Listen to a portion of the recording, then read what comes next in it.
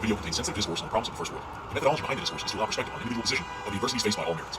This video is not a gaslighting campaign or meant to be perceived as accusatory towards any particular group. Let this video serve as the ideology that will propel many videos that follow. Where are we? How did we get here? How do we escape? The war for your well-being. Centuries ago, humans might have scoffed at the idea that doing it yourself was anything other than ordinary. The creek you see before you would have been an attestation to the ingenuity of our ancestors, being used for hundreds of ways to simplify the life of an individual. What was such an important part of human existence now sleeps and exists seemingly only for recreation. Passerbys in the first world gaze with fear at the abstract artwork, making certain not to lay their hands on it, a product of institutionalization. Municipalities, meanwhile, making a mockery of the power held, heavily incorporating these natural resources into infrastructure. The fine line between utilization and exploitation should not be ignored, though. In today's society, corporate deception and capitalist-driven consumerism plagues our existence. Where the utilization of nature once had a footing, the American dream of big business doing anything and everything to save a penny now takes its place. The facetious facade they put on, ensnaring people into believing their best interest isn't an afterthought. All the while doing so much detriment to the environment, with local, state, and federal municipalities holding their hand every step of the way. Initially, this modern day of life was wrapped, ribbon and all, as the way to better mankind. The specialization of jobs allowed for many true and sincere advancements. No longer did an individual need to worry about certain aspects of life that someone could do for them or others in that community. The problem arose, though, when those who specialized in certain aspects of life provided less than choice goods to the consumer. This line is surely muddled, but although the quality of goods being produced in this specialization-free market was rapidly tapering, the trust of these specialized suppliers was not. Even today, the argument still remains that those who specialize in the creation of whatever good or service it may be are way better and efficient at doing it than the individual. It would be asinine to ever attempt to rival the bread-making from bread-making industries. And although they may be better at whatever it may be, the health and well-being of the individual are still an afterthought. When you create something for yourself, your health and well-being are never set aside on the back burner. Governments create ways of mitigating wrongdoing and protecting the consumer, but even this game of cat and mouse is best left off to the individual. History is the ultimate repertoire of lessons. Most materials and products reach markets before any real investigation is done. Think asbestos, uranium glass, mercury and lead use with anything from lead acetate sweetener to mercury amalgam fillings. The only time any innovation takes place is when there is near to midterm consequences. The silent killers will damage you over your lifetime, having difficulty being isolated, detected as the proprietor of whatever illness or effect. The age-old adage, if you want something done right, you have to do it yourself, couldn't pertain any more relevancy to this discussion. Because of all this, we are left with a society mindlessly purchasing things that are doing detrimental harm to them. This is the war for your well-being. Now let's talk with more precision.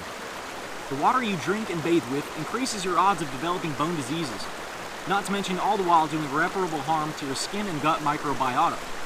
The food you purchase and consume at large is a medley of artificials and harmful chemicals, some of which recognize carcinogens that are still allowed past the golden gates of government. Don't think your produce and raw ingredients are any better, being so heavily contaminated with pesticides, herbicides, and fungicides that it's laughable, or pumped with artificials and hormones, coated with an antibacterial rinse and marked up for good measure, or artificially ripened with ethylene gas to make you think it's edible, labeled with lies like organic, farm fresh, eco-friendly, just lies to make you pay more for an alternative chemical sprayed onto it that came from a source with a loophole.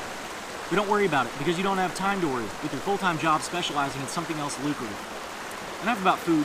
You go home to your dwelling so drowned in ordinance and regulation, a mass-produced cookie-cutter shack that you don't even own, that of which needs a team of lawyers on demand for when a gust of wind or a spark returns it to its state of entropy, laden with unknown construction materials, off-gassing that yummy new home smell. Beautiful granite countertops emitting radiation, the entirety of your kitchen utensils breaking down from UV light and heat, emitting estrogen-mimicking hormones, the carpets flinging microplastics into your airways, the lights affecting your circadian rhythm, the candles merely chemicals designed to lie to you, your cookpot DuPont Especial riddled with PFOAs sitting right beside your end-grain petroleum-soaked cutting board. Mineral oil? Sure. Your skincare routine designed with precision to make you go broke and add 20 years to your appearance. Your furniture that was really expensive, which, by the way, you still had to assemble, is nothing more than glued together wood chips, a plastic veneer that fools your friends and family into believing it's real wood for good measure, and some cheap combination of various metals that probably do you no good as the knobs and hardware. But don't worry, you can just buy another in 5 years when someone bumps into it or sets a sweating glass of carcinogen cola on the top. But the wood chips are way more eco-friendly, as they are a waste.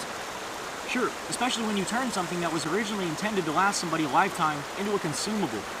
I will say though that it looks good, and just like the ones on HDTV right beside your Scotchgard polyester couch, lit up at night with those bulbs that just scream planned obsolescence, connected to your energy-inefficient artificial wind machine that blows around the chemical soup laden with carbon dioxide from being indoors all day that you call air, whose sound howls at night but calms you to rest because your constant state of stimulation leaves you in an anxious and restless existence.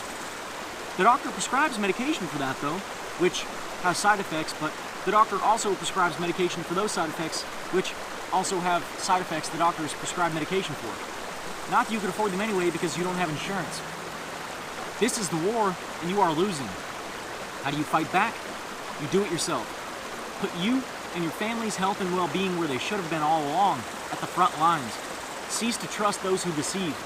How much you do yourself is your discretion, but at least see the war with clairvoyance. Grow as much of your food as possible. Build that coffee table you need with the old scraps of fence destined for the landfill. Throw away that cast iron pan made with radiated post-World War II iron, recycled with a dash of heavy metals, and dig some clay out of the ground to create an earthenware pot. Unglazed, of course, because of the almost certain heavy metal content the glazes contain. Don't even get me started on the radiation-filled Fiestaware incident. Maybe even an effort as small as using something like beeswax to seal a cutting board rather than a petroleum byproduct. Carve a wooden spoon to stir your meals rather than that award-winning chromium nickel stainless steel garbage.